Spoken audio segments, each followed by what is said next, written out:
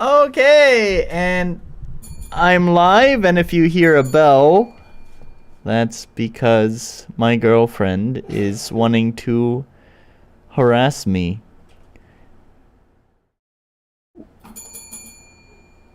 Yeah. I am streaming, you know.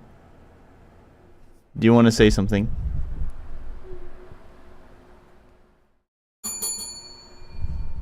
Okay, thank you. Great contribution. Would you like to say something else? Very insightful. Thank you. Would you like to contribute something else? I see. It is a very difficult situation, huh? Well, I would like to go ahead and start my stream proper, if you don't mind. Oyasumi. Oyasumi. Oyasumi. Oyasumi.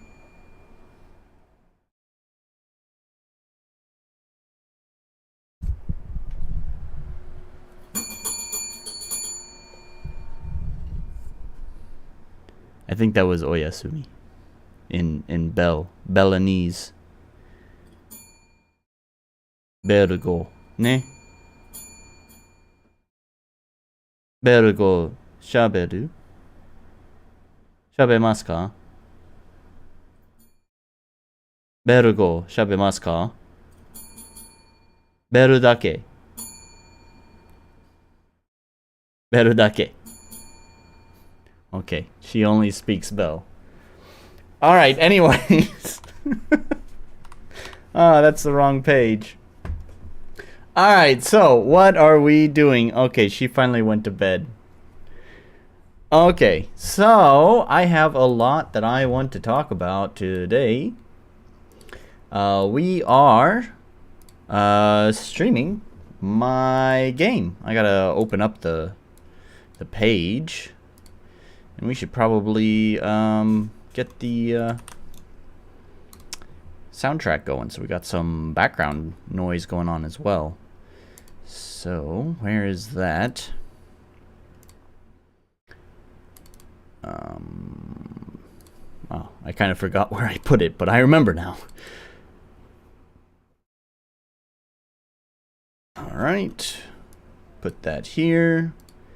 And sort by track. I don't know why I'm sorting it by track number, but oh well. Because I'm going to go ahead and turn on shuffle for this, so it's not being played in order.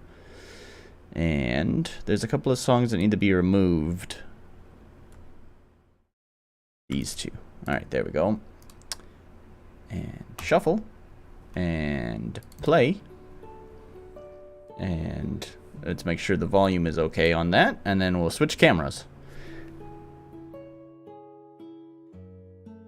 Volume seems okay, if not actually a little bit quiet, if I'm being honest.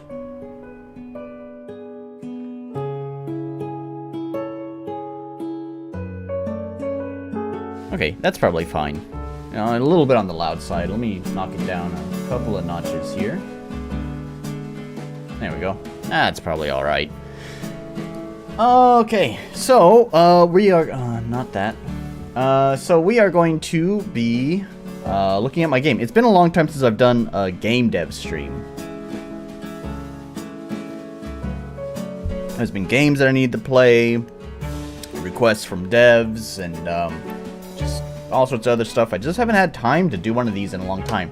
Now, I briefly chatted about my stream during one of the just talking sections during one of the games, so you know it's not been completely absent from my channel, but anyways, yeah, so I want to talk about some really cool stuff that I've been working on, and we want to go back to the sandbox here.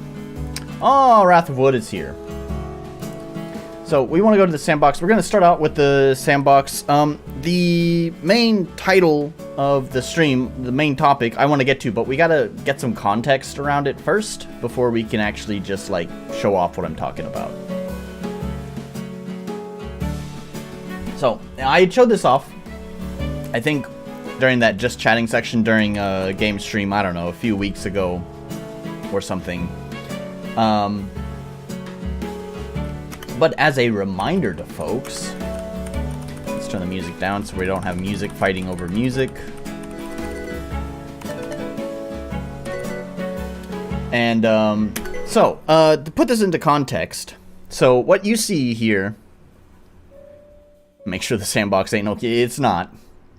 So what you see here, my sandbox is just like where I put in, you know, I just test a bunch of like mechanics and stuff and make sure that it's working properly. So if you look here at the right, I have this dial that's going down the side of the screen. This is actually a clock. And this right here is your hand. So this is the start of your day at the top and the bottom of your day down at the bottom. Of course, your midday is right there with the second hand that is ticking. Dev room. Yeah, this is basically the dev room. So, what this is that basically it kind of works like a 4X game. Give me all the loots. There's not so much in the way of loot in this area. So this is a special dev room just specifically for testing this level's mechanics. So it doesn't have like all the items and weapons and stuff in here.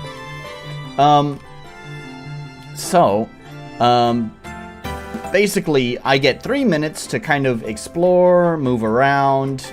The goal is to collect red juice, which is given from these plants, as well as other sources.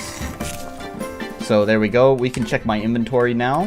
I do want to create a UI element for this, so you would be able to see it, but for right now, we just got to go into the inventory. And you can see that I have 12 red juice collected. And like I said, I'll probably create a UI element so you can always see the amount of juice that you have on screen, because that's important for another mechanic that I'll talk about in a minute. But anyways, you just saw that nice little touch of detail. I have bird events that will fly away if you get too close. And you can collect it too by like going through these little swamps here and activating this. There we go. Activating this will give you some red juice as well. You have these temporary buffs. These buffs will last for the entire period of a single cycle. And they're really, really powerful. But like I said, they only last for one cycle. There's also a choice with it. So it gives you this little vignette story. And then you get the choice of plus 50% attack for one cycle or plus 5 red juice. And actually, I'm going to have to play around with this number. The economy on red juice is kind of inflated as I've developed things. So 5 is... it's okay, but it's not quite rewarding. I'm thinking maybe 7 or 8 would be more appropriate. And then the red juice can be used for a variety of different things. For example, if we talk to him... Harold here, we can buy different things with our red juice. You can see there's Juice Haven, Juice Bomb, and Juice Guard here. All of these cost a variety amounts of juice. So what I want to try to get is this Juice Bomb. There is no red juice left on this map, so I will need to go to the other map. I'm almost out of time as well. So I'm going to go over to this map, and I can collect some more juice. Is this a special one? No, I think this is a special juice, so we're not going to interact with that one. Juice Bomb, let's go! Let's see. Oh, that's bad. I shouldn't go there. Oh, and I'm out of time. So, now, my time has ended.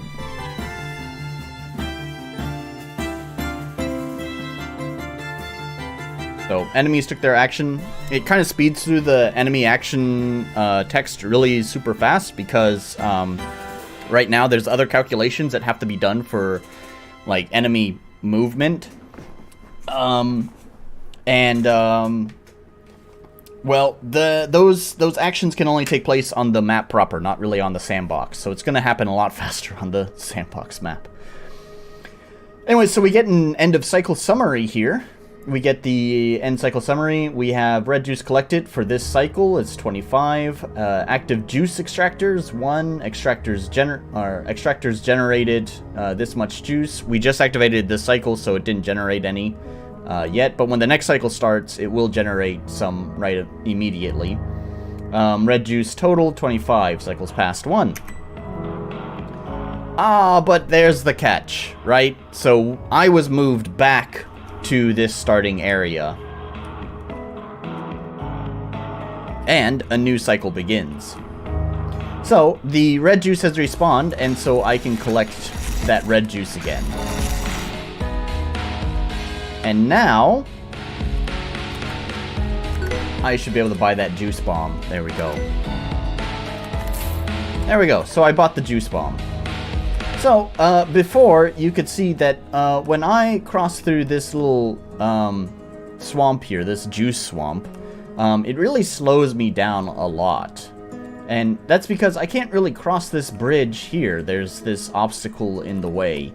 So, with the juice bomb, I can purchase a juice bomb to blow it up, and now I have a much faster way of getting across. Of course, again, this is sandbox, so the juice swamp is pretty small, so it's not like it's a huge slowdown here. But I'll show you some of the maps that I've been working on as well, and you'll see that the juice swamps tend to be much larger, so it's a little bit more worthwhile to actually buy a bomb to speed things up. Here's the cool thing, though. If we give the game a little refresh here, you can slurp up red juice till your heart's content. Yes. So, here's the thing with my game, is that it's non-linear, right? So you can go through the levels in any order. And if any of the folks who happen to be playing who happen to have played the beta, they may know that they acquired a certain gear item, which was the chisel and hammer. And with the chisel and hammer, you are able to reform broken stone steps in the level. Well, if you happen to have done that level before you done this level, you don't need to buy a juice bomb. You can just break it yourself. The same goes for this log as well. This is another obstacle that needs to be broken or destroyed. And you can use the juice bomb to blow it up. Here's the thing with the juice bomb also. I believe I've set it so that way the result is only temporary. So it will destroy the bridge, it'll only destroy the log or the boulder on the bridge for one cycle, and then when the cycle starts again, it will be respawned. But, however, if you happen to have the other gear items from the other levels, then they are permanently destroyed. There we go. So now I've given you some context around like how this level works. You kind of get the idea. The idea is collect red juice and within this time limit. And this time limit is what's really fun and important about this. So I've created all of the enemies. Yeah, the rocks grow back every day. Yes, it's a little bit weird. I was like, trust me, I really heavily considered this quite a lot, whether I wanted to do that or not. The thing is that because there's also some foreseeable problems with it. So the thing is, one of the items I didn't show is the Juice Haven. Here, I'll tell you what. Let's just quickly get all the juice. And why can't I buy it? Oh, there we go. Okay, so I already have the Juice Haven. So, the Juice Haven is this little umbrella that you can throw out wherever you want. So, what you saw before, right, is that I respawned at the beginning of the cycle here. But we can purchase a Juice Haven, and we can set our spawn point wherever we want. So, whenever the cycle resets, I'm going to spawn right here where I threw it. So, there we go. So we're gonna skip forward time. I'm even gonna go to a different map, so we'll skip forward time a little bit. There we go.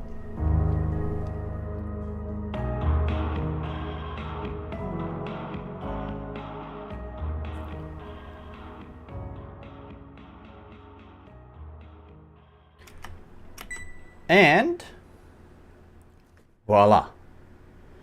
I respawned here on this map where I placed that.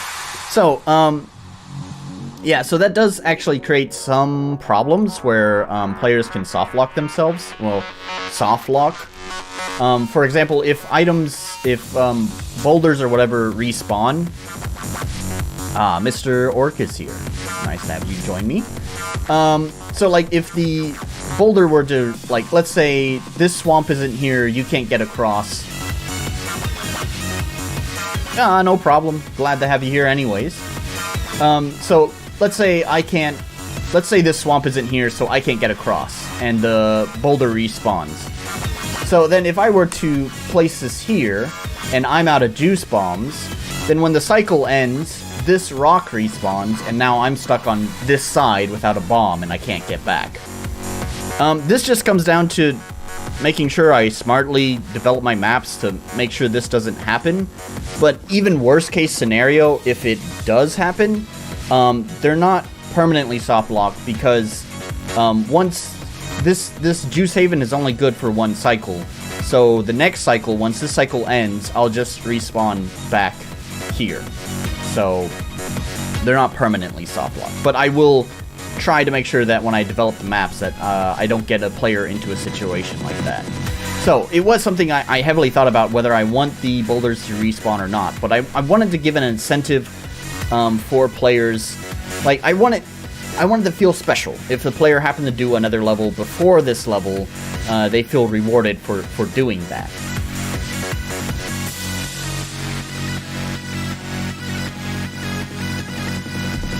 And who knows, I may change it in the future. So, anyways. So, I want to move on to the topic that I was talking about in the title. The main topic is bridging the gap. So, I have I've created all of the enemies here. At least have it so you can go around a long way. Yeah, at least something like that. So, I have some enemies set up here. So, we're going to go ahead and start combat. So, first of all, what you saw there, I'm actually kind of glad that happened in the first round. So, at the start of combat, enemies are also collecting red juice, right? That's what happens during the enemy's turn action that you see. Enemies will collect an amount of red juice, and what enemies can do with that red juice is whenever you enter combat, they will decide whether they want to use that red juice or not. And if they decide to use it, it will drain some of their red juice, but they will get a powerful buff. So you'll have to contend with enemies buffing themselves. That's okay. Like I said, there are buffs on the map that you can pick up, so you also start combat with very powerful buffs. Here's one of the things that goes on with combat in this level. So we have this cycle that is going on. And so what I'm just going to do is, first of all, I want to start out by actually just guarding, first of all.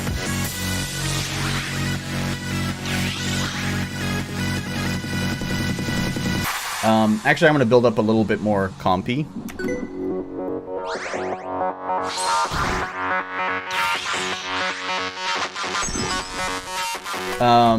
So, now what I want to do is, I'm going to use this skill, hopefully. Let's hope that I get it off.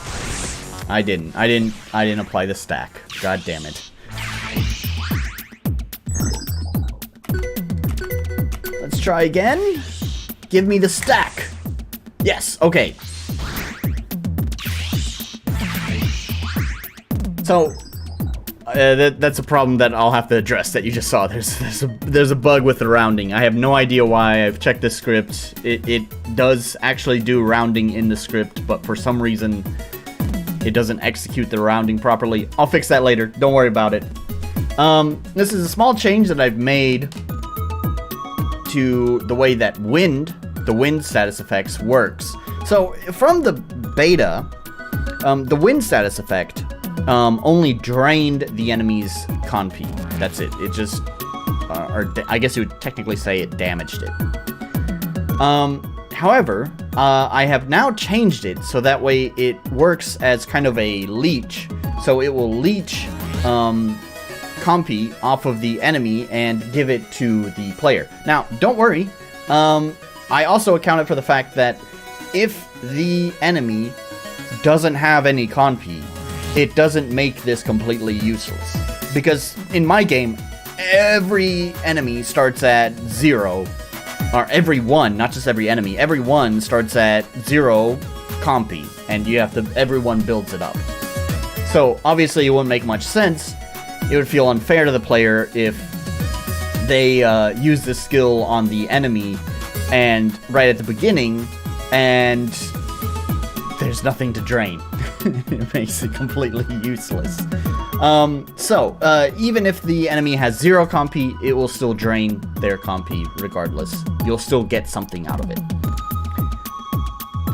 So that was not the main point I wanted to talk about, but I did want to show that off because it kind of opens up this interesting strategy now that I've noticed that I've started falling onto when I do these battle tests, is that when there's multiple enemies on the screen is... Oh, hello, Visky. Nice to have you here. When I've noticed when there's like 3 enemies or more on the battle screen, I use one as kind of like... as like the sacrificial goat or something. Like, it's not my main target to kill, but I want to keep my con P up, right? So I basically target one guy to get this status effect on, so that way it's giving me con P. And then once I have the status effect on him, I don't fuck with him until I've killed the other guys. That way he's constantly feeding me con P to keep this pool high, so that way I'm able to deal more damage to the other enemies.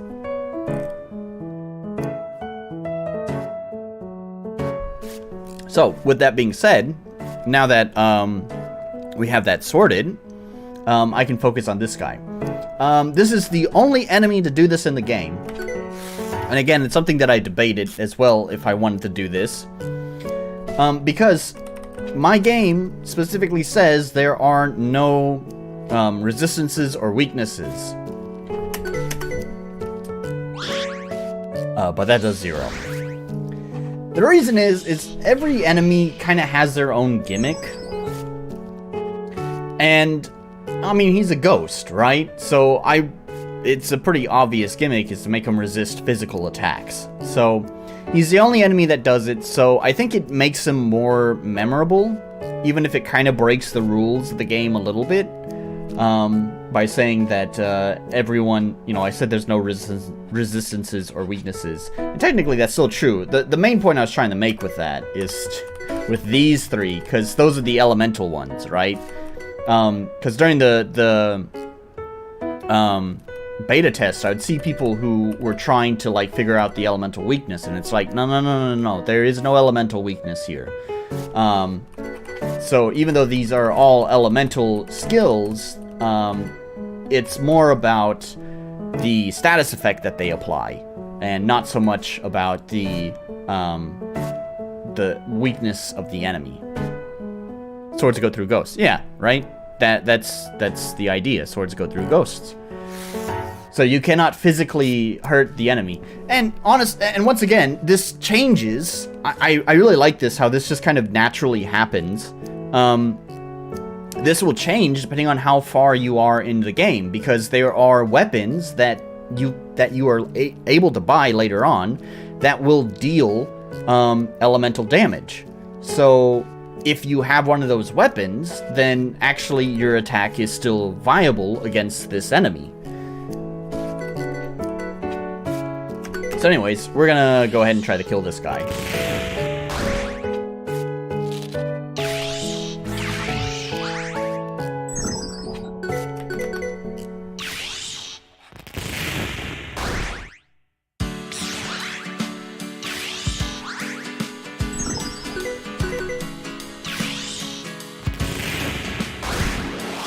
There we go. So now we can kill this guy over here. Although, interestingly, he's kind of the guy that I wanted to show off. And it kind of makes the main point of the video.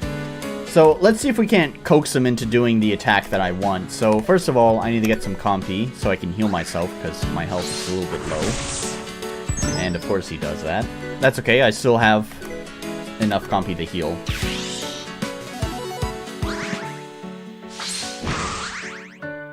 And let's see if he'll do his attack. He likes to steal my compy. So, that's sort of the gimmick of the level here.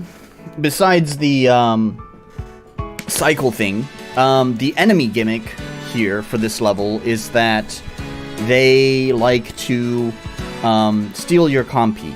Each level has had its own gimmick that's sort of played off of the element that level represents. So, like, here is the forest. It kind of represents the wind. So, and the wind status effect is about draining compy. So, many of the enemies here actually don't deal a lot of damage. They actually just harass you by stealing your compy. So, that's kind of the main gimmick here. In the fire level, so the fire status effect is, of course, damage over time.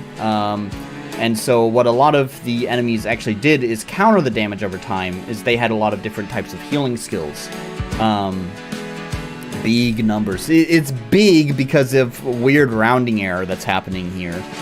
And by rounding error, I mean it's not doing the rounding properly, so you get this long chain of decimal numbers at the end.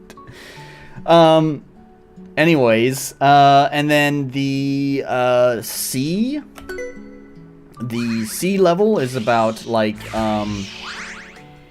using the electric effect, and so its status effect is stopping the enemy, right? Or stopping the enemy team, preventing their actions. So, of course, every enemy in the C's, their main gimmick is about, like, boosting their speed, so they can move, they can attack first, they can move quickly.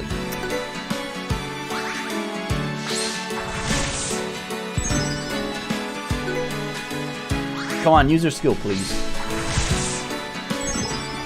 Why the fuck won't you use it? I forgot what the conditions are. I mean, if he doesn't do the skill, we'll still see the effect. He doesn't have to do the skill, but it just means we're going to be waiting longer. Just use the skill, my man. I forgot what the conditions were that I set up for this skill, but I'm pretty sure it's like... it's just a random chance that he does it. I don't think there's any sort of smart usage of it, because it doesn't directly affect the player.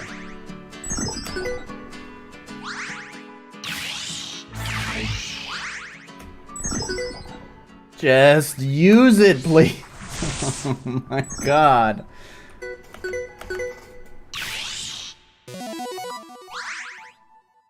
Hang on, let's let me double check. Let's check his AI. Enemies, juice spores, foliage flux. What number is that? 136. Okay, yeah. So 136. It should be working. I don't know why it's not. This is probably something I should look into. I think it seems like whatever other skills he has are taking priority, that it never gets a chance to make it this far down the chain. I think I did adjust it because he was spamming it too much before, and it can cause problems for the players, so maybe I moved it too far down the AI that now it doesn't have high enough priority. Keeps using confidence funnel. Is it looking for the player to have a certain amount of MP to use that? 127? Yeah. Oh, wait. Oh, yeah. Okay, so I have too much compy, so he keeps using that. I guess I can just heal myself.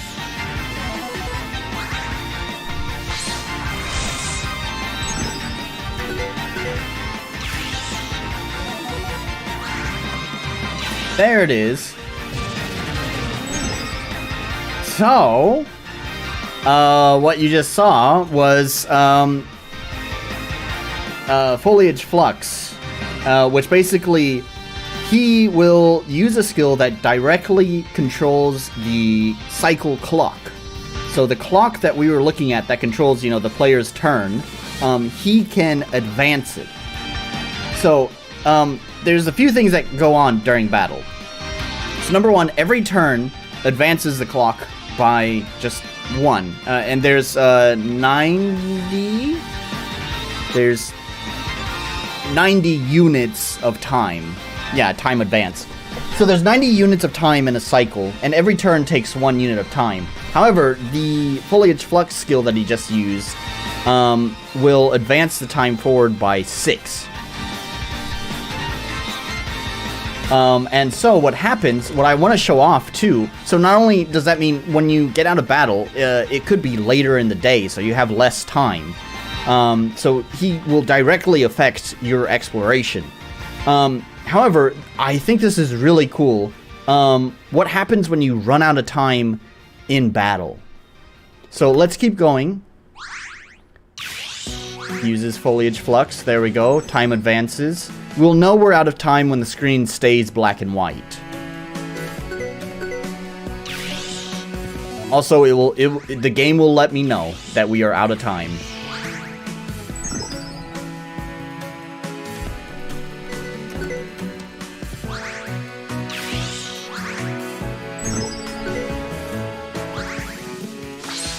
I went over 12, so I used Confidence Funnel. I should put a % chance on that.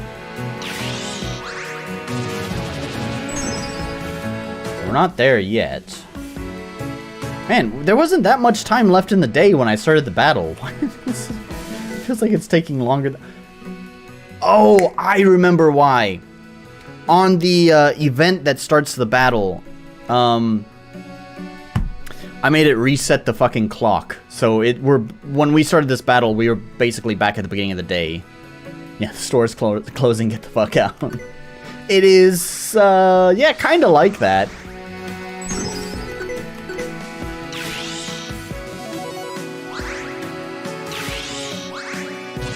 Yep, keep using that, please.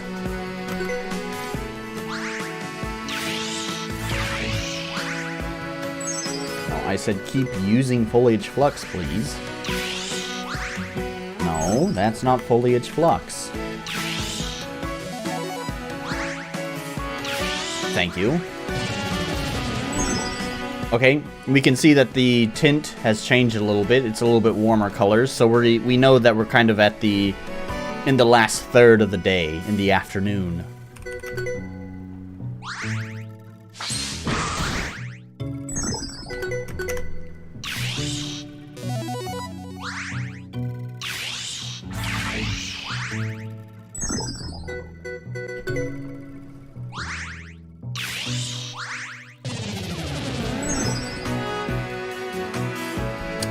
Nope, almost there though.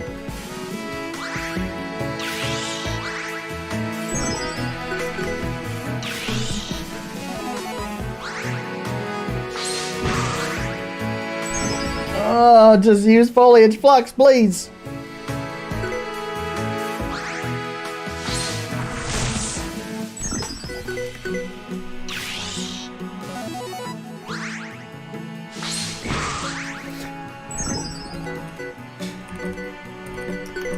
Use an attack, so that way we're not restoring as much compy in turn. He has some health, he can deal with it. Also, he's healing quite well.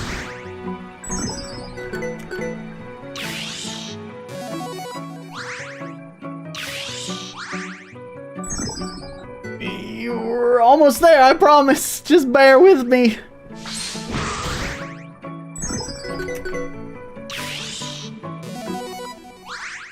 dude playing with mushrooms all day. That's how I spent my day. There we go.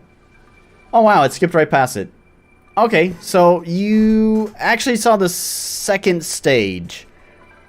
So the way that it works is basically first, when you go over time, it's going to start draining your juice. So any excess juice that you have, and it will give you a warning just like this up here. So you'll know this is happening. It'll tell you, over time, it's draining, your juice is being drained. And basically how it works, it's the same for both your health and your juice, is it starts a counter at 0. And then every turn, it increases that counter by 1. That counter then reduces that thing, whether your juice or your health. So that was turn 1, so next it's going to drain 2 points of health next turn.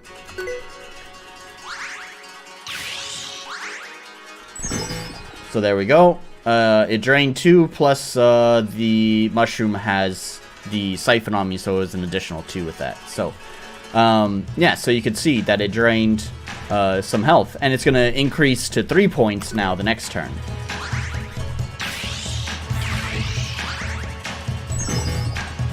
There we go.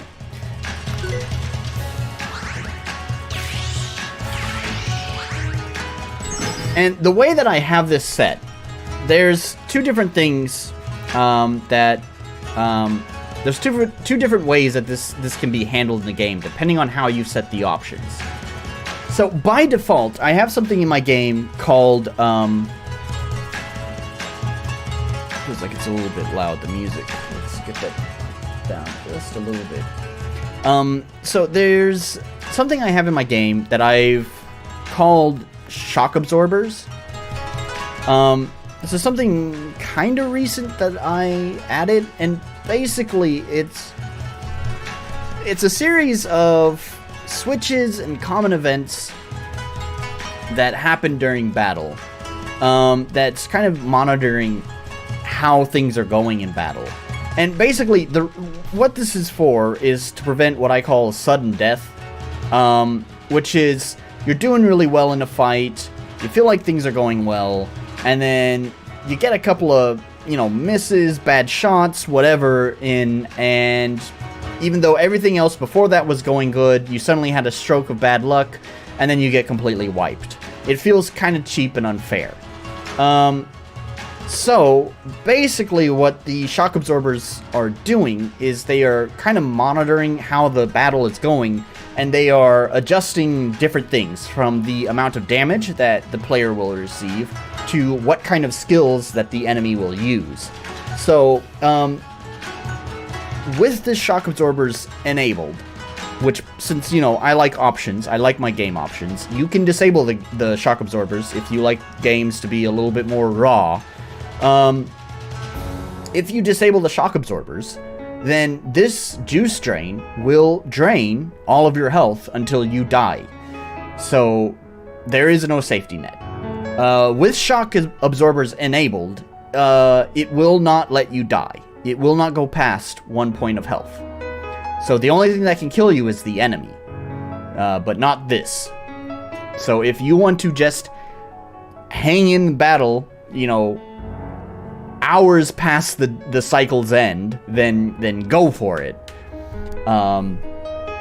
Anyway, so yeah, so this is how where the title of the video came from, is that by using this kind of effect, it is controlling how combat affects your exploration and how exploration affects combat, because going into combat later in the day may result in you losing juice. Now, to compensate for this a little bit, enemies will drop juice. So, if you are able to finish a fight quickly while you're in the juice draining stage, then you may be able to recover the juice that you lost, the juice that was drained when you're going overtime. I do enjoy a good, raw, uncooked game on occasion. Well, you'll get it. Yeah, so basically, let's launch it again. Sorry, I didn't mean to close out. I just meant to refresh it. But yeah, like if you go to your options here, you can see down here there's shock absorbers. So you can enable or disable those. And like it says up here, shock absorbers are a variety of back-end combat logics to reduce unexpected defeats. Disabling will increase difficulty. For sure it will. Like, shock absorbers is like the #1 difficulty controller, I would say. Like all the other battle things like will affect difficulty to a minor degree, but shock absorbers will make the game harder because again, there's a lot of, like I said, it's monitoring the way that combat is being handled and adjusting switches and really it's just a switch, just adjusting switches to, you know, control how the battle is going. So, yeah.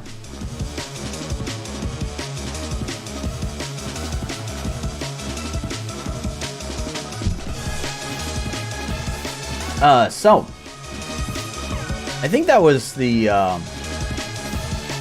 that's kind of the main topic that I wanted to talk about. Now we can kind of show off some of the different mechanics that are going on. There's a lot of different mechanics that are going on in this level. This, I spent a long ass fucking time doing mechanics for this level. There's a lot of moving parts to it, but I think it's really fucking cool. I'm really excited about this level. I've already shown the switch that makes switches. Yes, kind of. So I've already kind of shown off a lot of the stuff here. You know, you've seen that you can use juice bombs to open up new areas, or if you have the item, you can just open it up yourself. You've seen the mechanic of the juice swamps, which slow your movement down. You've seen the mechanic of the juice extractors.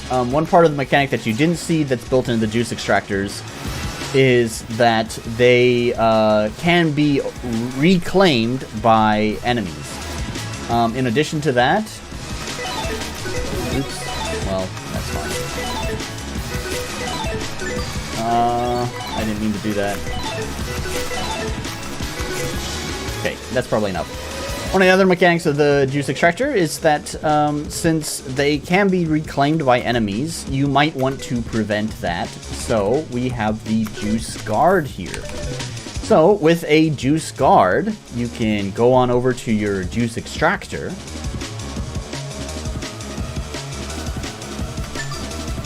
And it will ask you if you want to deploy your juice guard here. You can say yes, and there you go. Now you have a juice guard. Well, standing guard. And so with the juice guard enabled, it will decrease the likelihood of enemies reclaiming your extractor. So that's another mechanic that's been created. I also like my sprite work. All of the sprite work that was done is not original. It's just modified. A lot of it's like FSM stuff that I kind of just cobbled together. Like the whole juice extractor thing as well. It's just cobbled together from various FSM assets. And slightly modified. Like this suit of armor I think is from the town. The juice tower defense. So, no, I don't have that. So yeah, so the other thing I wanted to talk about, so these buffs, you'll have to excuse me, I've actually only written so you get the little vignette for these buffs whenever you activate them. And you'll have to excuse me, I've actually only written vignettes for the first 3. This one here, there's no vignette for. But let me refresh the game. But basically, there's something, a really subtle, but I think pretty cool thing that goes on with these. So, first of all, let's talk about these vignettes. I actually talked to Alice Gristle about this on the RPG Maker forums, and sometimes she joins the chat as well. Because she's a big fanatic about writing. And so I kind of shared these with her, and the thing that got her was like, what the fuck are these doing in Fiddle? Because they're kind of a little bit out of place for the game. And I'm pretty aware of that. But I think that's kind of what makes it remarkable. It's what kind of ties the whole theming of the level together, because the level itself is kind of based off of a 4X game, and more specifically, Heroes of Might and Magic. One of the things that Heroes of Might and Magic did, it would have these various, like, buffs, power-ups, level-ups, loot, whatever that you'd find on the map. And not all of them, but for some of them, whenever you would, activate those places, it would give you this short little like roleplay vignette of like what happens at that place. I mean, it had to be represented with, well, in a pretty similar form as RPG Maker, because Heroes of Might and Magic is a top-down game, and with you know, map sprites and it's 2D and all that. So, in order to kind of represent what happens whenever you visit these places, it would give you a very kind of Dungeons & Dragons-esque kind of roleplay scenario of what's happening when you visit that place. And so that's kind of where the vignette is kind of a homage to that kind of thing. And so, is it out of place? Yes.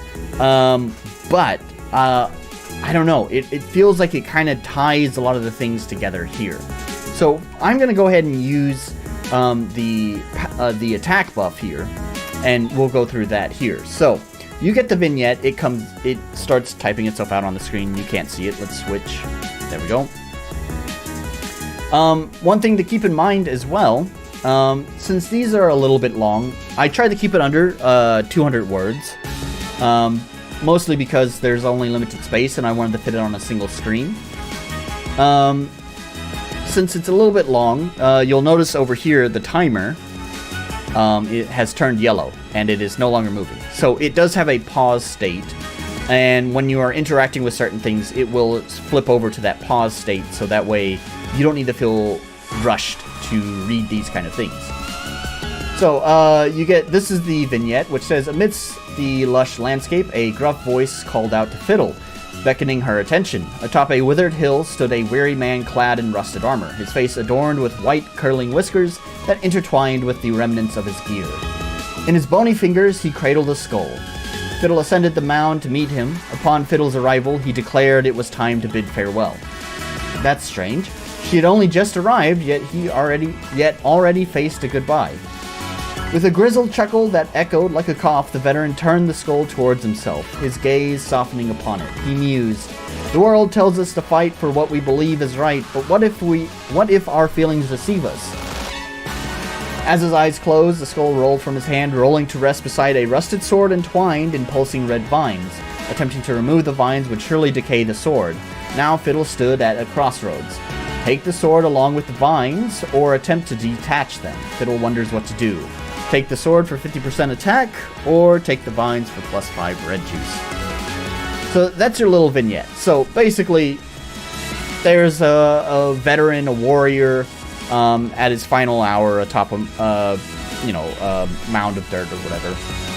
He kind of muses about life, and then that's it. Fiddle sees the sword, takes the sword, or the vines, whatever. So, here's where the subtle, fun little touch I did with this. If I go into this red juice swamp, and now I'll leave it, and what you'll see is that Fiddle is now covered in red juice, right? So, since she is covered in red juice, now let's go activate the buff again. And you'll see that the Storier has actually... The story... Did I say Storier? Did I just combine Warrior and Storier? Jesus. We need more beer! I'll be right back.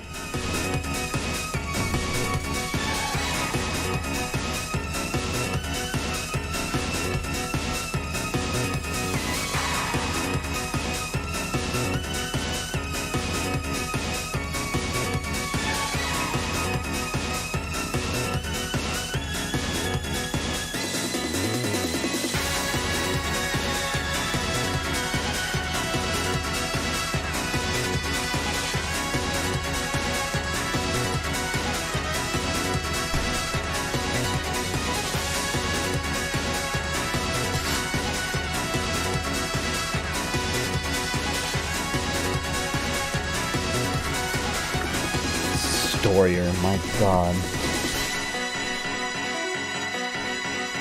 Okay.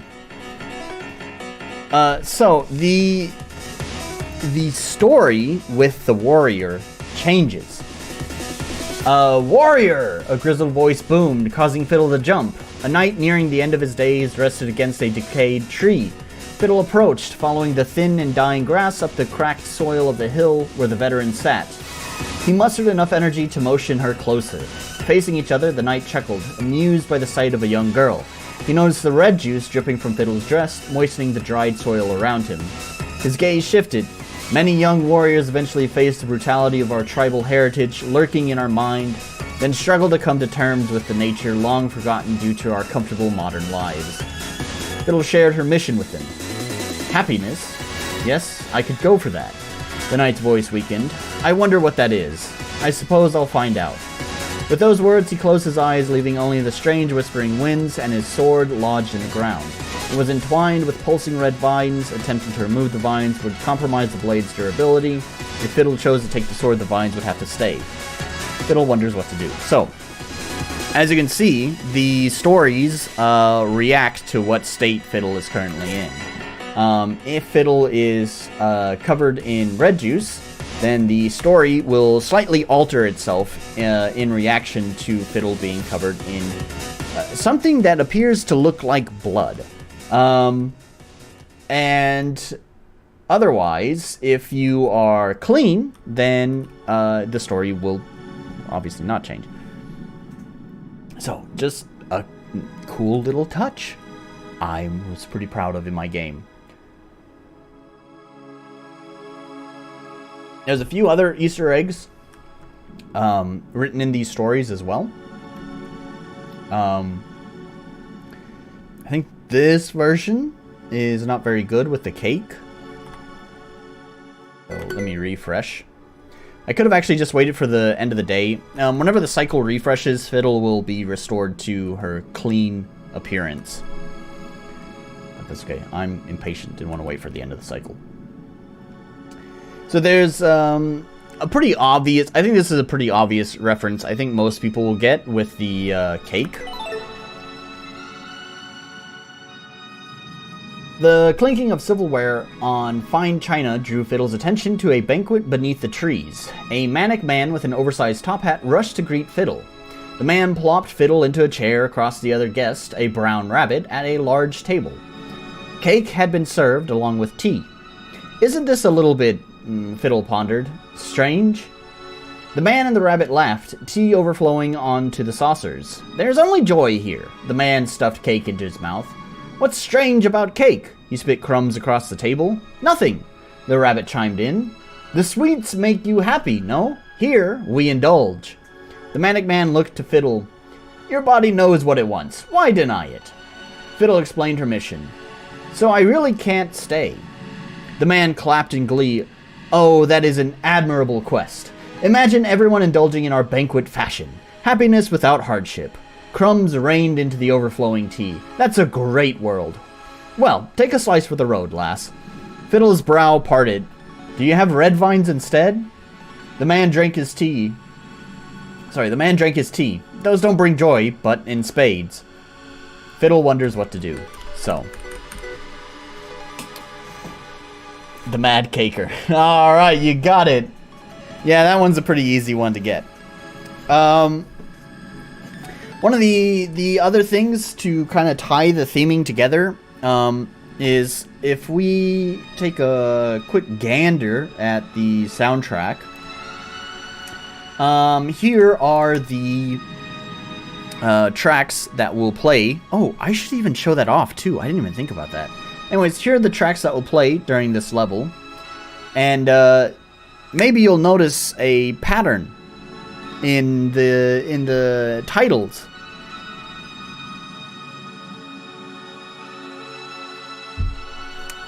I'll give you 3 more seconds. 3, 2, 1. Okay, it's strange. Strange is the key word here. The whole forest is supposed to have this theming of strangeness about it. I mean, the fact that it's kind of like, as you mentioned earlier, kind of a Groundhog's Day kind of thing is already kind of a strange situation to find yourself in. And so throughout the vignettes, you'll regularly find the use of the word strange. And I've done that quite deliberately. So you'll see, like, here, strange, what's strange about cake. And all of them will at least include the word strange once, because it's kind of the theme that's going on here. It's subtle, but I think it kind of contributes to the theming that I want around this level. Now, I talked about it. I talked about the soundtrack, so why don't we take a peek at that real fast as well. So, we'll start a new game. We need... Oh, shit. Hang on. Not yet. Let's turn the audio up and the music up. Okay, and we'll start a new game.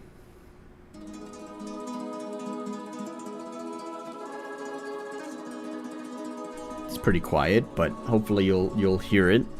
The music will kick in proper.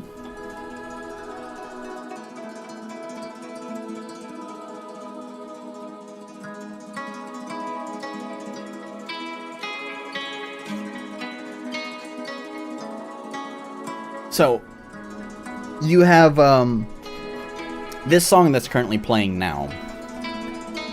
This is sort of the main motif for this level.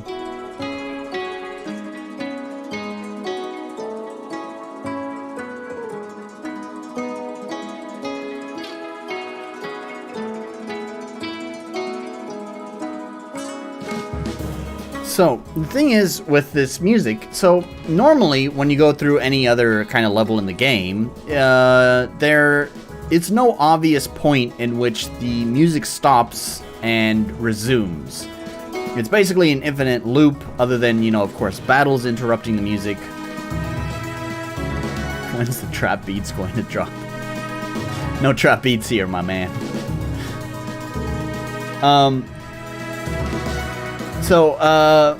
Because in those other levels, because there's no obvious, like, looping, or, sorry, stopping, the loop itself of the music is not quite so obvious.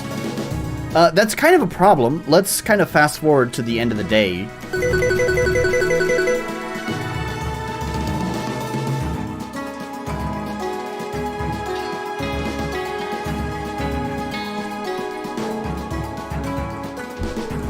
So, when the day ends, the music fades out.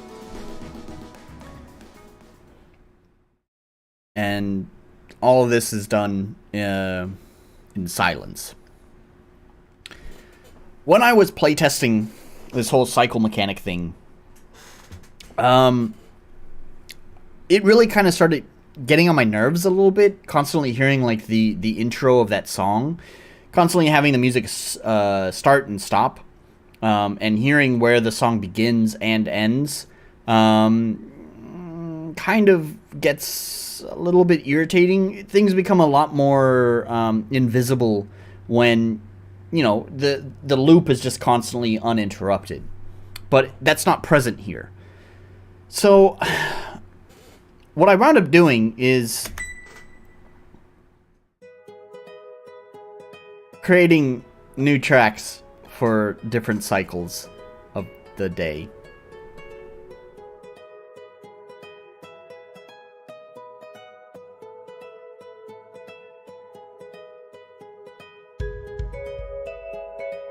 It's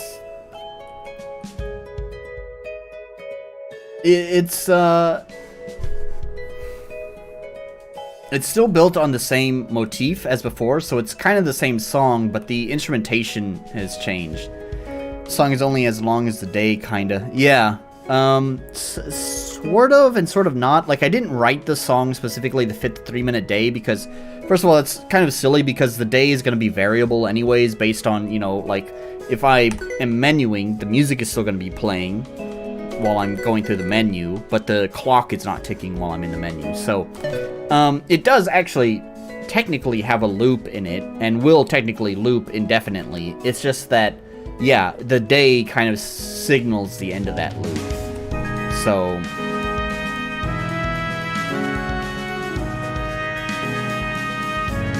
to kind of help reduce the repetitiveness, I made different versions of the main motif of this level.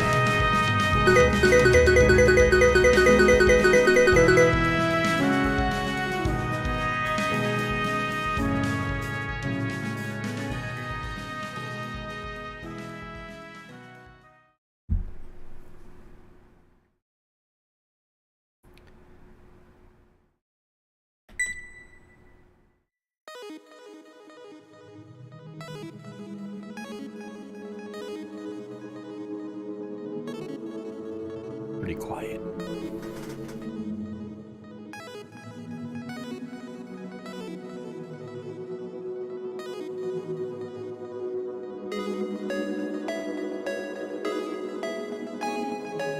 But that's, yeah, you should be able to hear that. So, yeah, so there's only 3 versions of the song. Technically, I don't know, there should probably be... I mean, it's kind of hard to say how many days the player is expected to be in the level. And I suppose ideally you'd want to reach kind of the average length that the player might be in the level. Yeah, this one is actually quite a bit more different because I think I changed the tempo too. I slowed it down quite a lot and just got, well, the key word, strange with it.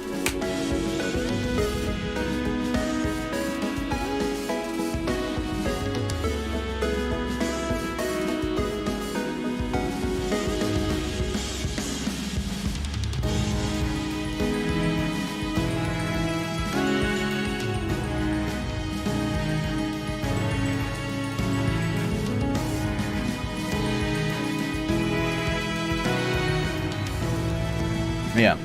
So, anyways, but, you know, first of all, the reason why I don't have more is that they all take time, and it's, you know, I don't want to be spending my whole life working on this game. The more time I'm contributing to, you know, just putting unnecessary polish into certain sections, like more music than is necessary for a level, just is delaying the game longer and longer. So I don't want to spend forever writing 100 different versions of the same song. Which brings me to the second point. I kind of started running out of ideas of what to do with this kind of motif, keeping it the same while also making it different. It's pretty strict limitations because I wanted to mostly feel the same, not make major changes to it. But at the same time, I want it to feel different than the other versions. And so with those limitations, it's just kind of like, I don't know what to do from here.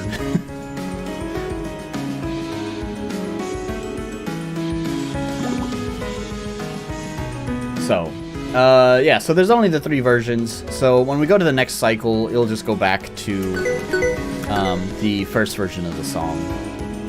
But I think one of the other things that's kind of just struck me just now is that, you know, folks are not going to be as intimate with this music as I am. So, across the length of time of 2 cycles, they may kind of forget what the first version sounds like. So, you know, by spacing it out, it doesn't kind of grind on you quite as much as if it was constantly the same song starting over and over and over again. So, hopefully, you know, I'm hoping that the level can be completed in, like, 9 cycles. You know, I don't really know because I'm still building the level, but that's kind of what I'm hoping for, is that within the span of 9 cycles, the player should be able to complete it. Which means that hear each of the songs about 3 times. So...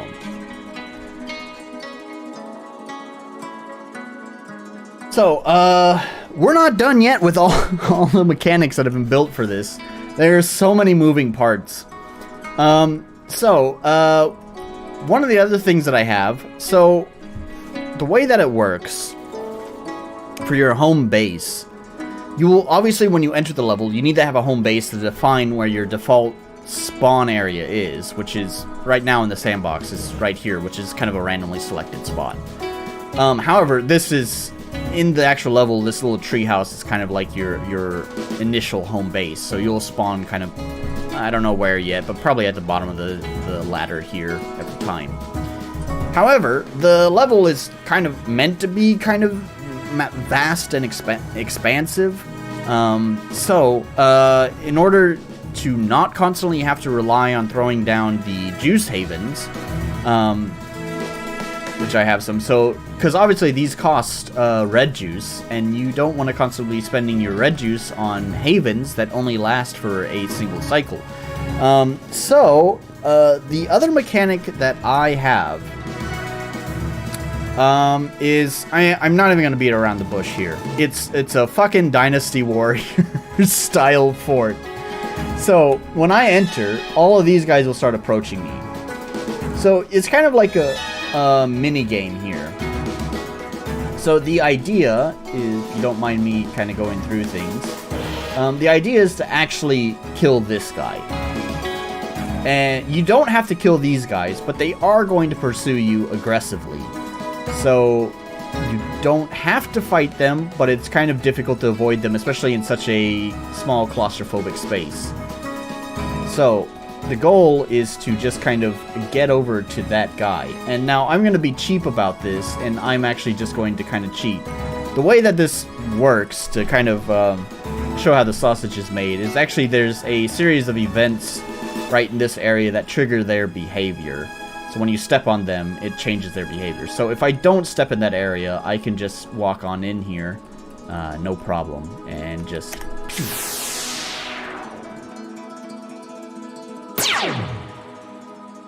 And there we go. So this captures the fort for you, and now you have a little tent there set up. And with the tent set up, now this will become a new permanent place that you can respawn at. So you'll be able to talk to your NPC and say, hey, this is the area I want to respawn at. By the way, I don't think I actually have that behavior set up yet. So when the cycle actually restarts, it's not going to be there. I don't think I set that up yet.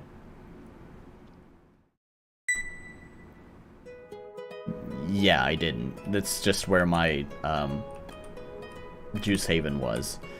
So, it will work like that in the actual level proper. This is now permanently captured, and this will become your permanent base. Tent castle, yes. Tent is greater than castle, yes. This is kind of because I didn't know how I wanted. So this also kind of had like a lot of thought behind it, more than it was necessary. So I knew that I wanted to have some sort of like permanent respawn area, but I had a really tough time like thinking like, what would that be? What would it look like? And how would that mechanic work? Like, one idea I had was kind of like an upgraded juice haven that you could like plant in like soft soil, because you know it's a forest, so I was thinking like planting would be like should be like a big theme. So you would get like an upgraded. So first of all, the original juice haven was going to be like a seed that you would plant. But I kind of didn't like how restrictive it felt. And I kind of thought the idea of placing down an umbrella was kind of a cute idea, so I went with the umbrella. But anyways, I thought of like maybe an upgraded kind of Juice Haven thing that would create a permanent respawn location, but then I kind of didn't like how that could be placed anywhere.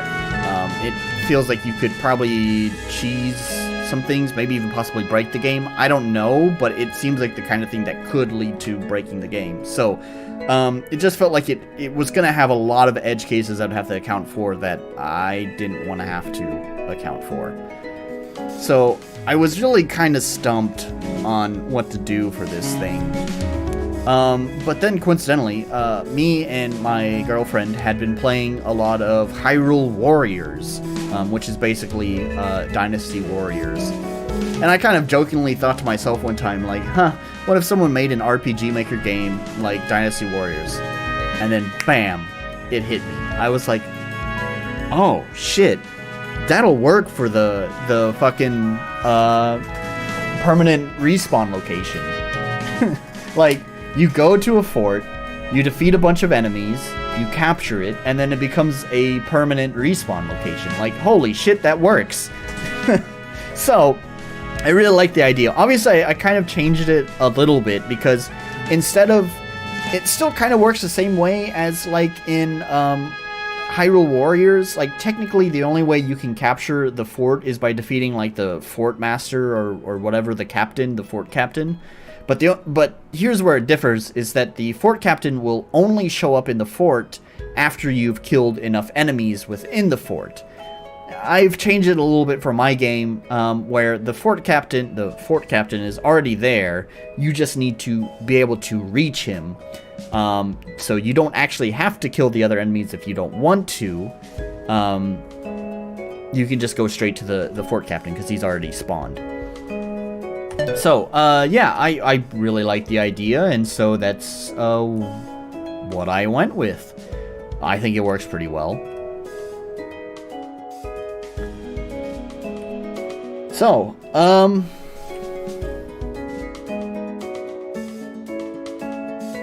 what else is there for mechanics? It's a lot, like I said, there's a lot of moving parts to this.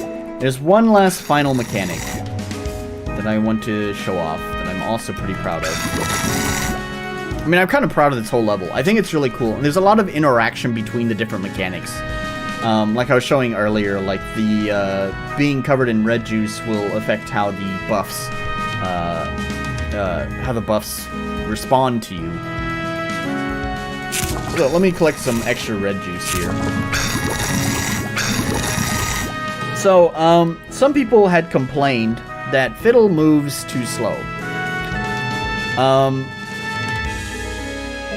Partly kind of agree, partly don't. I've kind of gotten used to this speed after playing it, and I think a lot of players will probably get used to it as well. I have played around with setting decimal value movement speeds, but let's see. You probably won't be able to see it on stream, but maybe I have a video of this with like a nice close-up of the effect. So if we go to... So I want to turn off the music here.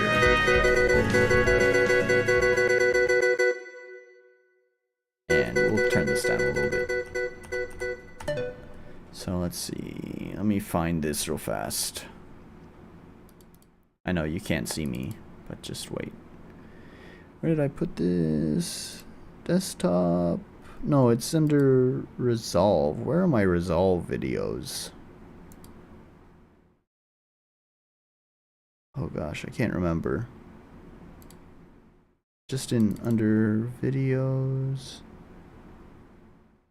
Personal Resolve? Yeah, personal Resolve. No, I don't need that. Let's see if you can see this on stream.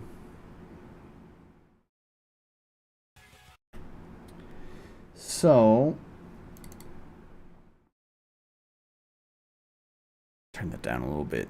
So, watch the player character. So, I have changed the player character's movement speed to a decimal value. It's like 4.15 or something like that. Maybe 4.2. I don't remember.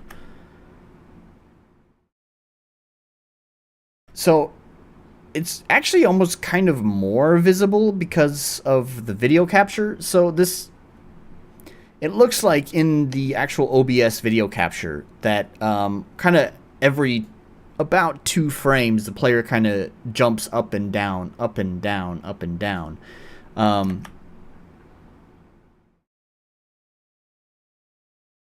It's even worse on my actual screen because I believe this happens every frame.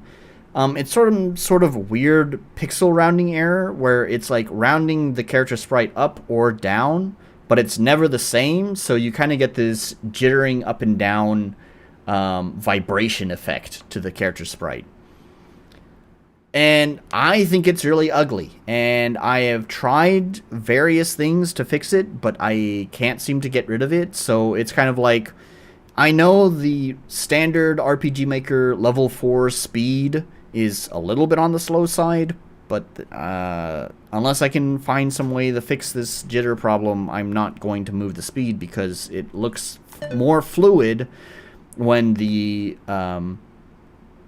when there is no jitter. So I'd rather have the fluid movement rather than the jittery movement. However, players still will want to move fast, and there is no dash in my game. However, the other levels, you got cool gear items. The cycle is almost over. Let's just start a new cycle. So in the other levels, you got cool gear items. I've showed them off already in the stream. You know, you got the lightning rod, which blows up logs, and you got the chisel and hammer, which fixes stone things.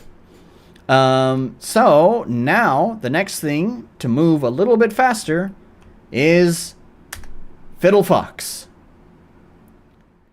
So here's Fiddle Fox.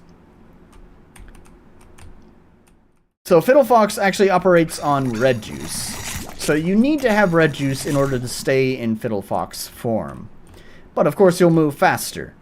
Also, you have a dedicated bark button. It's a little bit quiet. Let's turn the audio up.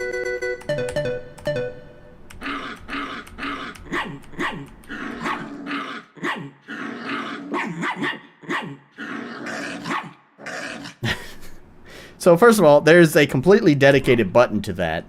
However, I realized after creating the dedicated button for it, it's not totally necessary because if you try to use your... so if we go here, I need to open this chest first.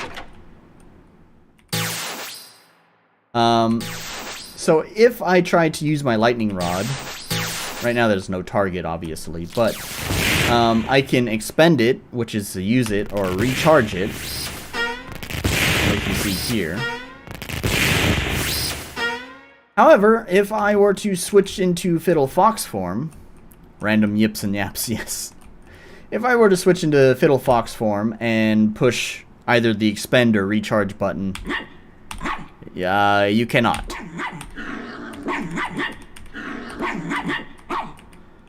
Also, if you have no item... Oh, I have an item, though, so never mind. So I actually didn't need the dedicated bark button, but because even if you don't have the lightning... Oh, actually, I just thought of that. I didn't need to pick up the lightning rod. Even if you don't have the lightning rod, if you push the E or R button, it will just do this. So, some other fun facts about Fiddle Fox form. First of all, it does drain your red juice when you are in Fiddle Fox form. However, I am kind and generous to the player. If you are standing still, like I am right now, it is not draining anything. It only drains when you are moving. It also drains some when you transform. So if you constantly spam transform and transform back, then you will eventually run out. Oh, you'll also do that. But you will eventually run out of red juice. No, you need the bark button. Well, it's gonna stay. It's gonna stay. I use it some. It works really well because there are some other interactions that I want to create a bark effect for. And rather than recreate the whole bark logic, I just make it trigger the button to do the bark. So I still use it sometimes as just... even if like you're not pushing the button, I use an event to automatically trigger your bark button to make the player bark for some eventing effects. So, anyways, yeah. So you have... Oh. You just saw it. You just saw it. I'm so glad. This is a very, very rare event that just happened on stream.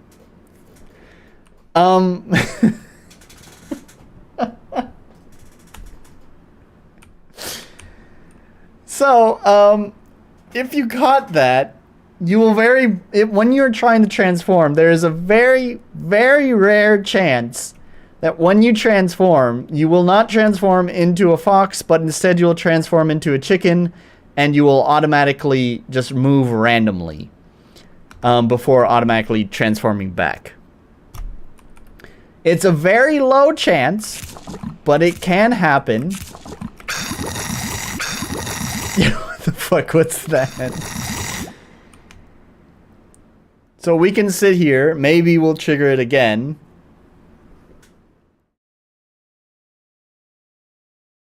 I hope you're not epileptic, because obviously there's a lot of repetitive flashing.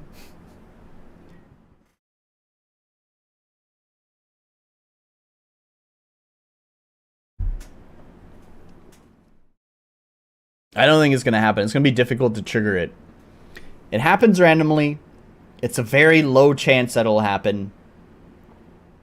So that was like really, really lucky. Also, there's some considerations built into it. Luck being the way luck is, there's always the very incredibly rare possibility that someone has the luck of becoming a chicken the first time they ever use the item. And I don't want them to think that the item that they just acquired is about becoming a chicken. So actually there is some safety guards in place that for the first few times that you transfer or you transform into a fox, you cannot become a chicken.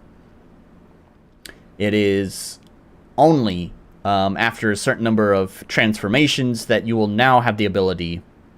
It's on stream, I could just rewind, yeah. So you'll have the, it's only after a certain number of transformations that you'll eventually have the ability to have the chance of becoming a chicken. So, but yeah, it's a very, very rare chance that it'll happen.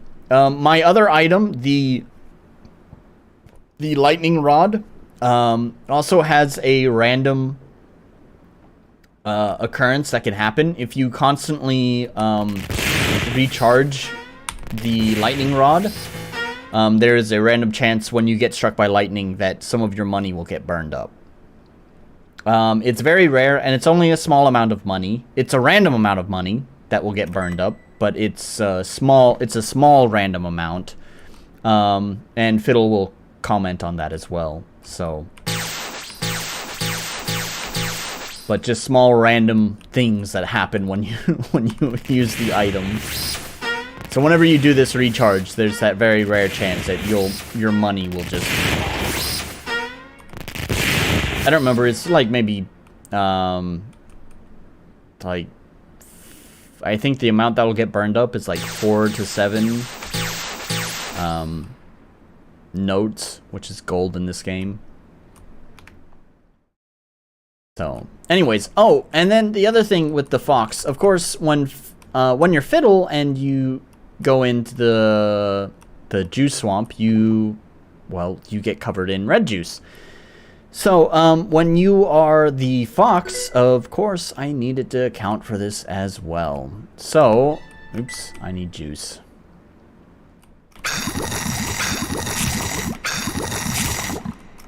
Got that I refreshed. So, if I were to hop in here, and then I come out, and there we go. Now it's Fiddle Fox covered in red juice.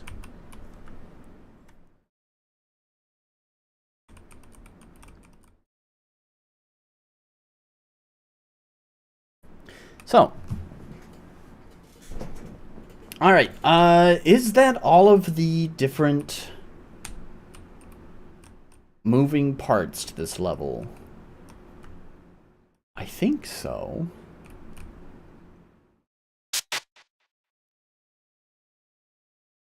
Covered, I didn't show off all the different enemy types, but that's okay.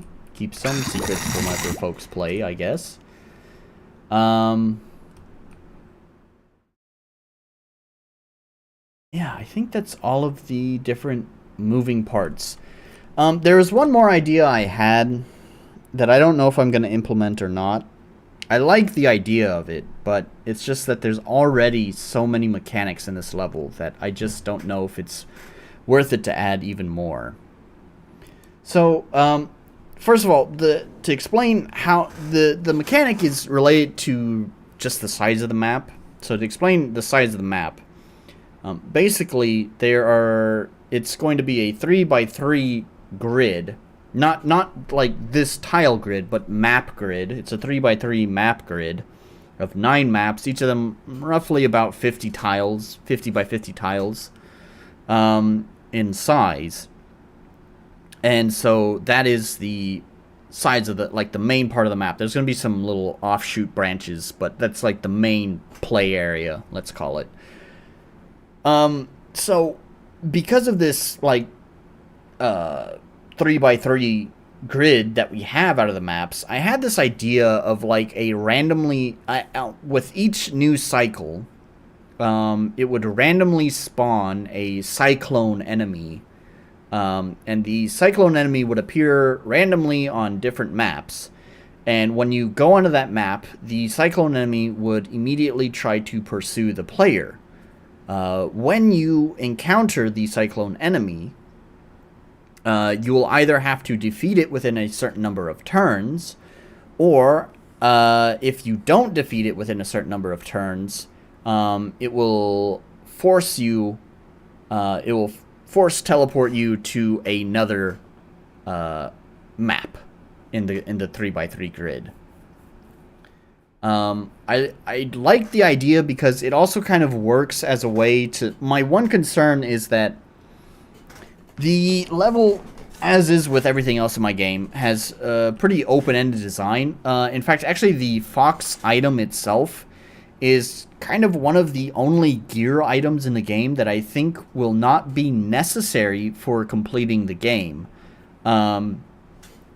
Because what I'm thinking of doing is, it will be pretty obvious, so people who are actually just exploring the level and doing the level normally, they should be able to find the Fox item that allows the player to transform. But for speedrunners or people who just aren't exploring very much, you don't need the Fox item for completing the game. And so my one concern is that with the 3x3 grid is that players, and the way that cycles work and, you know, the refreshing of resources on maps, is that I kind of worry that players may find a comfortable area of the map and just kind of hang out there and never explore deeper into the forest. So by having the cyclone enemy randomly spawn on certain maps, they will hopefully not just hang out in a few certain maps, because, you know, the cyclone enemy will be on a certain map. They either don't want to stay on that map because the cyclone enemy is going to pursue them, or if they do encounter the cyclone enemy, they have a chance of being blown to like the opposite side of the map and will be forced to explore new areas of the map. So I like what the mechanic does, but it's just also kind of like... Do you know how long it took me to implement all the shit that you see? All of this stuff, and accounting for different edge cases, a lot of playtesting and stuff. There's still like some funny things that can happen. Like if we go to... If we get some... juice havens, like, this is not a make or break kind of bug, but like you can place the juice haven itself on top of walls. There we go. Of course, the way that the respawn works is it doesn't respawn you here, it respawns you wherever you were standing when you placed it. So wherever the player can access is where they're going to respawn. So it's just a visual thing. So it's only a visual bug. Wait, really? I don't have any more? Oh, no. That's because I tried to account for this. There are some areas where you're just not allowed to place it.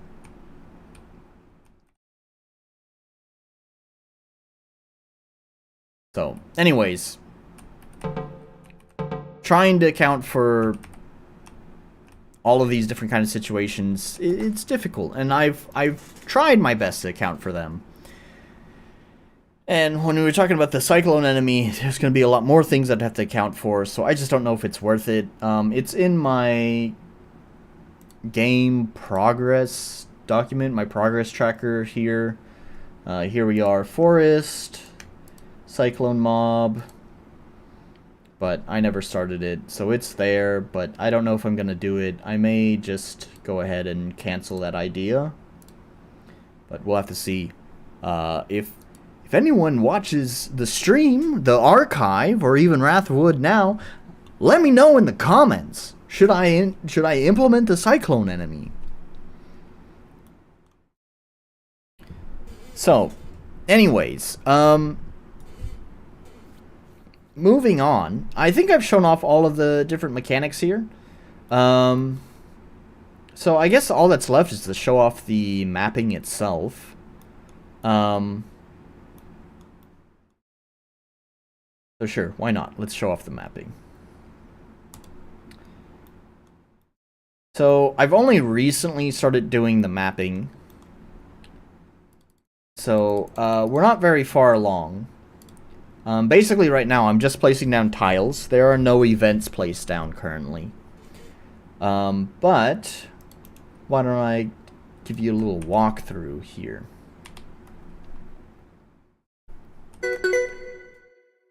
So, the player will enter the map here, and I like this little pool here because it kind of gives you an idea of some of the mechanics that you'll be introduced to.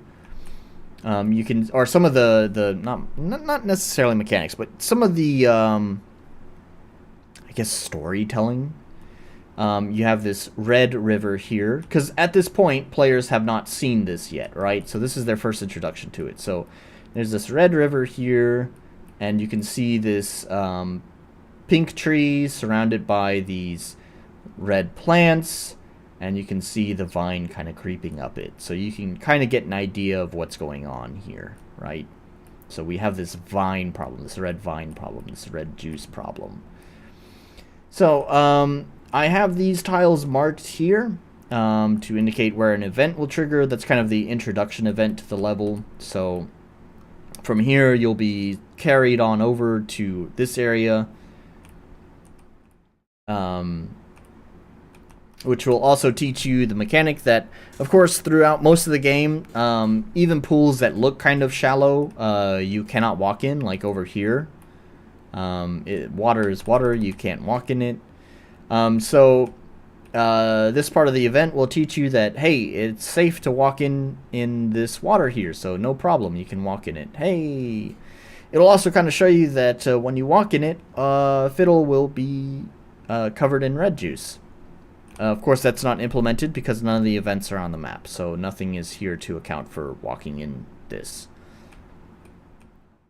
Then you'll get your base established, and you'll have your NPC here that you can have him craft different things for you. And then you can go off and explore. And so, from there, it's kind of open-ended as to where the player can go. There are 3 different routes in this level that the player can take. So the main goal is to get to the center of the forest. And the player can go straight there if they really want to. So, you know, from here, you can just walk on over here. And you can go this way, follow the river, and this will transfer you to the center of the forest. Of course, there's some reasons why you probably wouldn't want to do this. As I already demonstrated, when moving through the red juice itself, you move quite slowly. Of course, not right now, but so you probably don't want to do that because it will be really boring. Just walking through red juice. And also, there's the cycle timer. And if you are too slow, you will run out of time. You'll spend most of your time wading through the swamp, and you won't actually reach the goal. Now, if you do happen to reach the goal, if you are crazy enough to do that, the main goal of the whole level is to collect enough red juice to open, like, I don't know, the gate or whatever, in the middle of the forest. So you need to collect enough red juice to open the gate to be able to fight the boss. So, even if you get there right at the very... Even if you reach the middle of the level right away, if you don't have enough red juice, there's nothing you can really do but just continue exploring. So, that's one of the options of how to exit this map. So, the next option would be to take the path south. And as you move south... this is where you will transfer to the next map, but you can also see I marked this little dirt road here, so you'd be able to go over here. And I don't know, I haven't planned what will be in these areas. There's so many different rewards for exploration that I can give. There's your standard chest items that are present in all the levels, such as gold, items, whatever, you know, your standard RPG stuff that you'll find in chest. I also have my present system. The present system is... Let's turn on some music, it's oddly quiet. The present system is basically just little random presents that you'll find laying on the ground that you can pick up and take to your favorite NPCs. And this is actually just to get a very minor reward. It doesn't, like, increase affection with them at all. It's not an affection kind of system. It's just, I like this NPC, I found this gift, here, you can have it, and I'll get a small reward out of it. So, anyways, I don't know what I will populate these areas with, but all of these areas are choked down to a single grid, and that's because enemies will randomly spawn. When enemies take their action, they will move to guard this location or certain locations. So, it's been choked to a single grid, so the player will be forced to fight the enemy.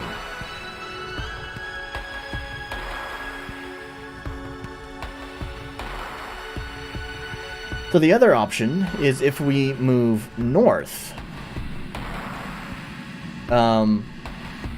Here you can see another area that's been choked down to a single grid. And I'm thinking, with these kind of areas here that you see that are wrapped by the red vines, this is where the juice extractors will be. Because I want it to look like because they're extracting juice, so it needs to be an area that is rich with juice resources. So that's why there's going to be all these vines here. Helps indicate that. There's a few other hidden areas that I have spotted throughout the map that the player will be welcome to explore. Then the next path will be taking the north exit here. And I have actually created this map, so we can take a look at the 1-1 map. That's the 1-2, which is obviously not finished.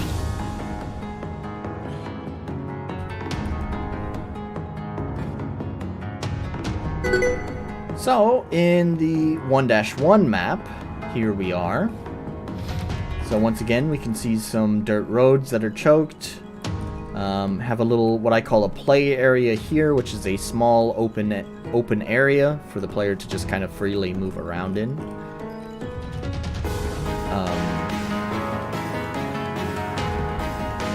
Then the path diverges here into two separate ways. So we can take the east path, which will take you to the 1-2 area.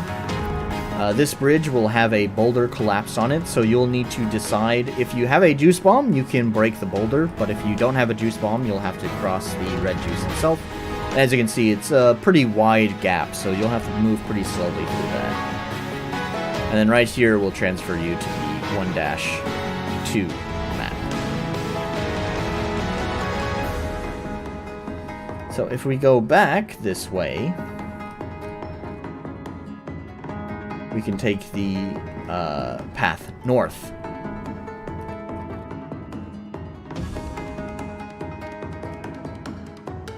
And so the path north will take you to a special map. This is kind of story related. So this is one of those extra maps that I was talking about. So you have like the 9x9 grid. That's like the main area of the level. But then you'll have a few kind of outstanding maps that are not part of that 50 by 50 size map of 3 by 3 grid. So, yeah, so that'll move on to another, like, story significant area. Then, over here, you can see there's a choke point here, and that'll move into yet another play space, which is a nice wide open play space for the player. I actually think it's kind of pretty. I like how you get this nice wide open kind of meadow within the thick of the forest. And then you can just come right back down here. So those are the 2 maps that I have made thus far. Believe it or not, these things take me about 5 hours each to make. There's a lot of small little details that are going on. It's also a little bit challenging to work with because of all the trees. Now, the way that I have the tile set mapped up is I'm not placing each of these trees individually. God, no, that would take fucking ever. And due to the layer limitations of MV, I don't even think it would be possible. So, in order to create such a dense, rich forest, I have what I call tree cluster tiles that I had to put together myself. So you can see, like, let's move over to like this map here.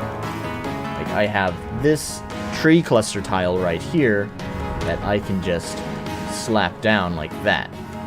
And it can be repeated. So I can just take that right there, and then take this right here, like that. Or, if I just want to end it, this tree right here at the end, I can just grab the end of this tree right here, and there we go. That caps it off, just like that. So, I have various different tree clusters. I have a 3x4 tree cluster right here.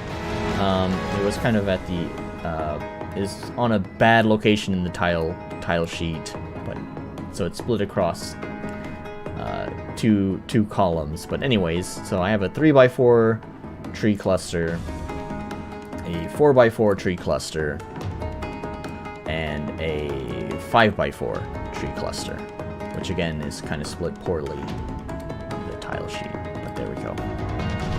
So I have those different tree clusters that I can work with to kind of create that dense look to the forest. And then of course I also have individual trees that I can use as well, which are over here. So these are the individual trees if I kind of want to, because the one thing about these tree clusters is you get a very noticeable clear line where it like cuts off. So having the individual trees definitely helps to create kind of like removing that obvious line in the tree cluster. I can put like one there, put one here, one here. Just kind of makes things look a little bit nicer. So, there we go.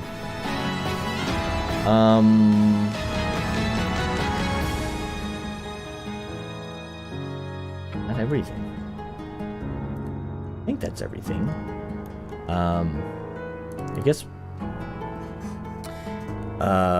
one thing I can say is just talking about this map, which is obviously still in development. So I can talk about the way that I handle mapping. And I know Mr. Orc is busy, but maybe his method is a little bit different when it comes to mapping. The way that I like to handle my mapping is drawing the direct routes that the player will take. Like, where are the exits for this map, and what is the route that the player will take. So as you can see, I've drawn that out here. So we have the route that the player will take. So we have a exit down here that the player can go through, and exit over here, and then this path will lead to what's going to be a fort. So once I've drawn that out, I will start adding a detail to it, the A tile set detail. I started kind of adding a little bit here, as you can see. I've added this little stair step here. It's not part of A, but I've added it anyways, just because I kind of felt like it was kind of important for me to help visualize the flow of things. And I've used like dark patches of grass here to indicate height change that I'll need to implement using the cliff face tiles here. So I'll have to implement that. But that's what the dark grass is there to indicate. And of course, it's not all going to be straight edges either. When I go back through and add in the additional details, I'm going to make it kind of flow more naturally, not just be, you know, straight edges. Same thing for the road that the player will take as well, because if we go back to the 1-1, you can see how this road kind of bends like that. And same thing up here.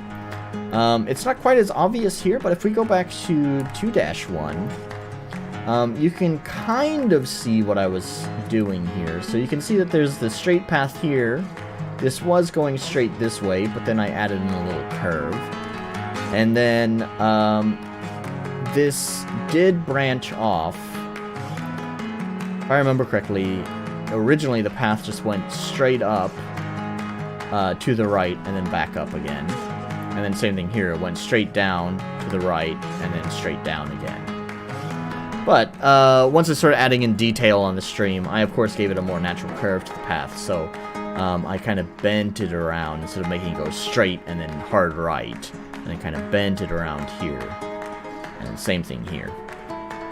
But you can still see distinctly like those where those straight lines were before I added in those bends. This is kind of the way that I handle mapping. Is I kind of start with a very rudimentary foundation of like how I want the map to flow, I guess you'd say. And then I kind of slowly build up detail from there.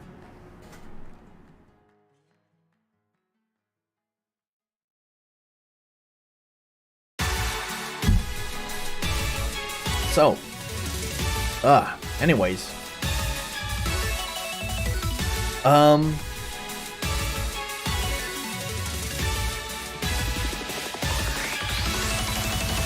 Yeah, surprisingly, I think in this dev stream I've pretty much covered everything that I wanted to cover. Yeah, oh, there was the topic I wanted to talk about.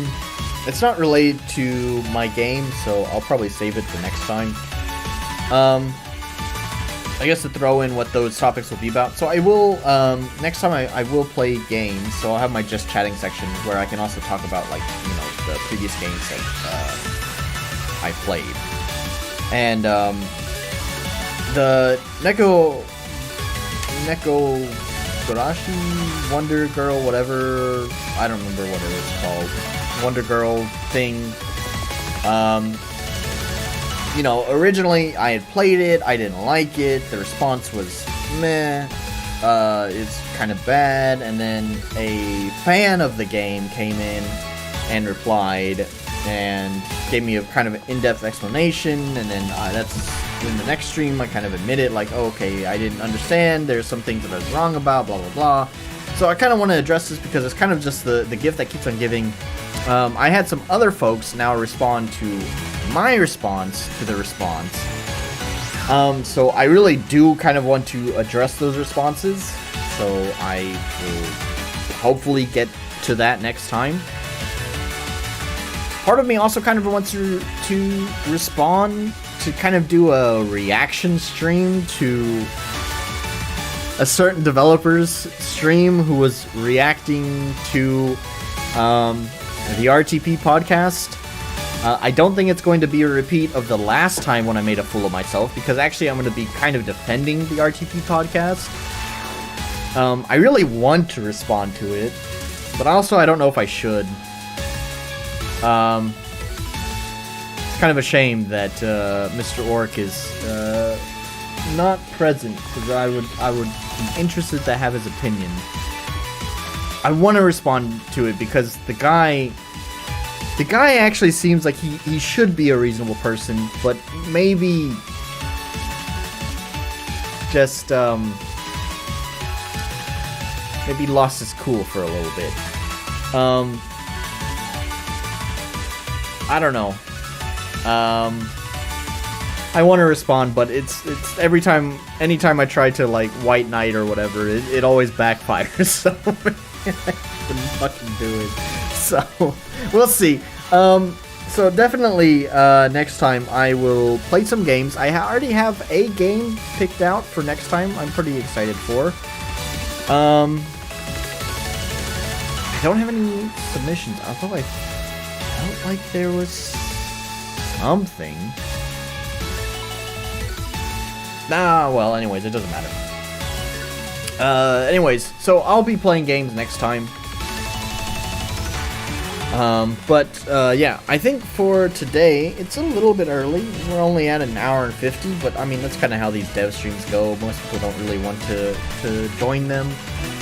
And, you know, there's only so much I can talk about with my game. I've talked for an hour and 50 minutes here about my game. I think I've shown off a lot of cool stuff as well.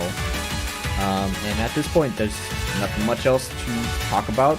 And all that's left is to just make the level. And that's what I'll be focusing on for the next while. Last time it took me about, I think, 6 months to develop the cave level. I am hopefully optimistic that when I was doing a lot of the cave level, there's a lot of other stuff that I was kind of figuring out alongside it. And a lot of balancing changes and whatnot going on as well. So it wasn't like just developing the cave, but it was like developing the cave and other gameplay mechanics. And a lot of that stuff has been solved. And also because I sandboxed all of this stuff before actually developing the level, I'm really hoping that the development of it will go a little bit quicker. We'll have to see if that's just being naively optimistic or if that will actually happen. Anyways, I think that's going to be it for this stream. So sorry it was so short, but thanks for joining. And like I said, next time I'll be playing games, so hope to see you then. But until then, take care, and bye.